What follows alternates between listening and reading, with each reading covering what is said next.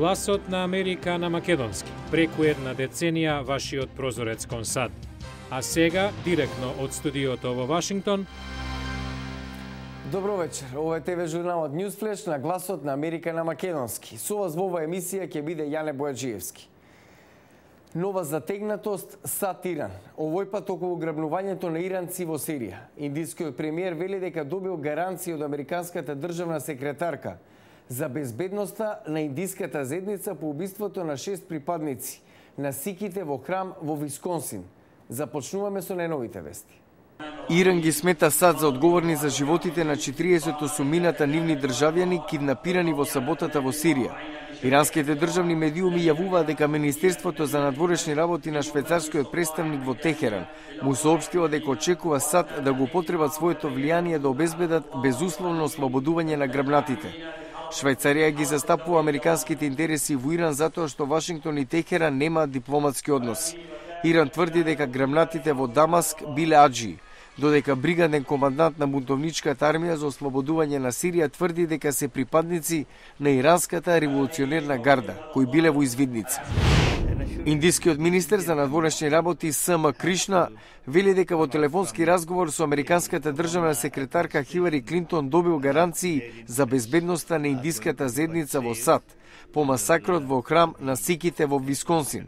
Властите во САД вршат истрага за евентуалната поврзаност на напаѓачот, 40-годишниот армиски ветеран Вејт Майкл Пејдж и групите за надмокност на белата раса.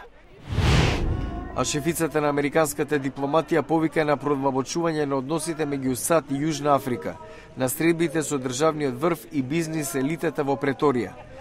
Клинтон го уважи растечкото влијание на земјата на светската сцена на вториот поред годишен американско-јужноафрикански стратешки диалог во Преторија.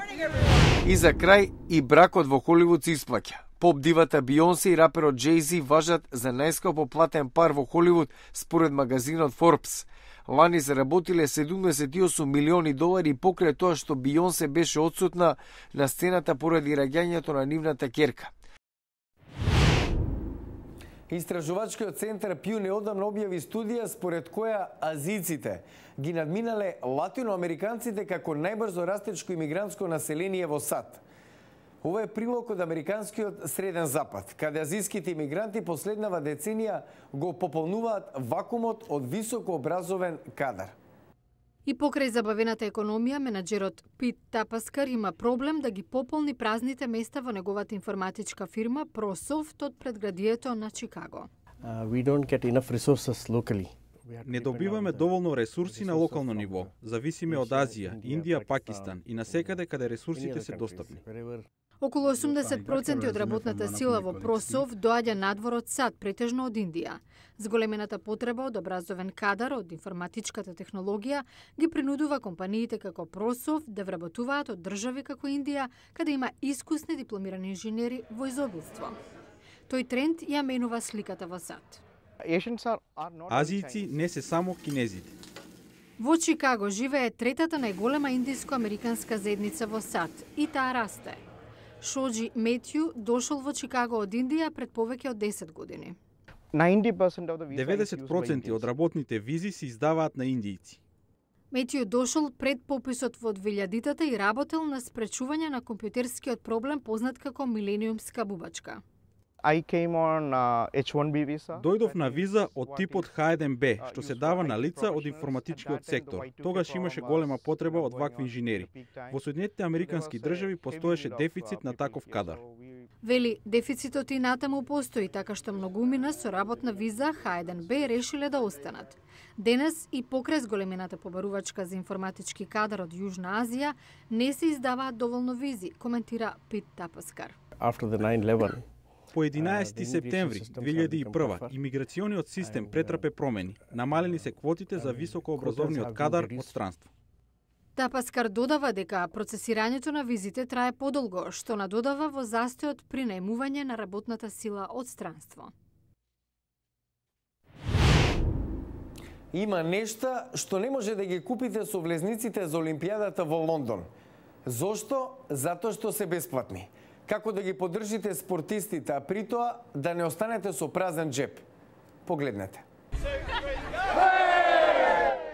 Не ви требаат влезници за лондонскиот Хайд парк за да го проследите триатлонот во женска конкуренција. Кейт Дейвис Кларк дошла од Њујорк да навива за најдобрата пријателка, атлетичарката Сара Гроф. Дојдовме уште во 4:30 утринава и најдовме одлично место за гледање. Сите беа пријателски расположени.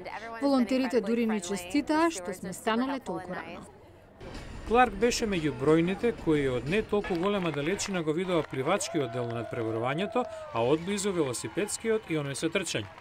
Во близина на Хайд парк, Джейн Алктон од Велика Британија преку симулација почувствува како е да се учествува во триатлонот. Никогаш не сум пливала во ваков базен и тоа среде Хайд парк. Ова е ретка можност што не смее да се пропушти. Симулацијата е дел од активностите на програмата BT Лондон во живо на многу локации широм градот. Спонзорирана од Британски Телеком, таа им дава можност на посетителите да го почувствуваат олимпискиот дух.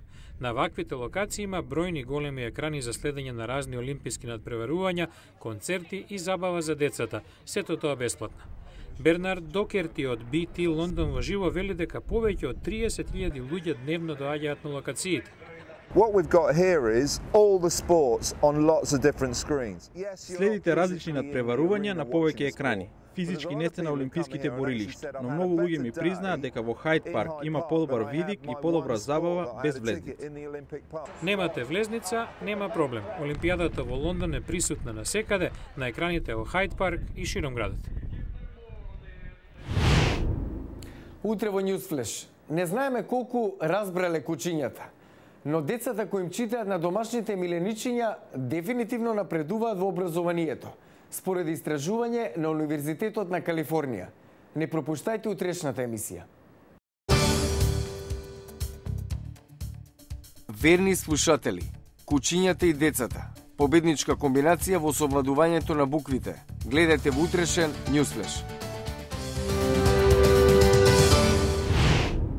Го гледавте Newsflash на гласот на Америка на македонски. Јас сум Јане Бојаджиевски од студиото во Вашингтон. За најнови содржини посетете и нашата веб страница glasnaamerika.com, а станете наш пријател на Facebook. Пријатна вечер. Се гледаме утре.